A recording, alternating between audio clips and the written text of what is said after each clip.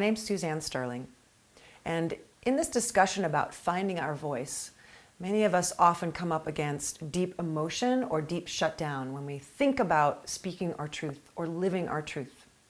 Living in truth is a creative act, and it brings us to a state of health. But how do we get there, and why do we shut down?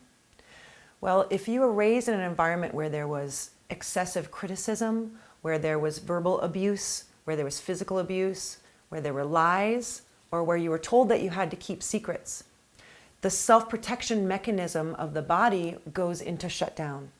So many of us have protected ourselves, and that's a good thing. And then we get to adulthood, and when the time comes for us to speak or to live our truth, that self-protective mechanism comes in as the inner critic. And it shuts down our voice, and it shuts down our self-expression, and it shuts down our health. So to move past that is a deeply brave and vulnerable act. And I recognize that because that's my experience as well. And I've spent my entire life and continue to spend my life seeking my own voice and helping other people find their voice. And this is a very powerful thing, especially for women right now. It's a very powerful thing to find your voice and to live your truth. But you can't blast through that wall in an instant. You have to actually take the time to take small steps.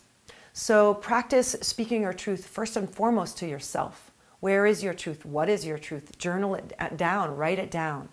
Then begin to, in very small ways, speak your truth out in the world. Don't start with your mother and father. Start with very simple acts.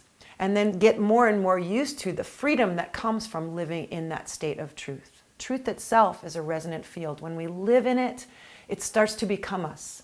And it becomes easier and easier for us to live that way, and easier for us to release the grip of the inner critic and literally speak exactly what's happening in the moment, listening to our intuition and giving it voice.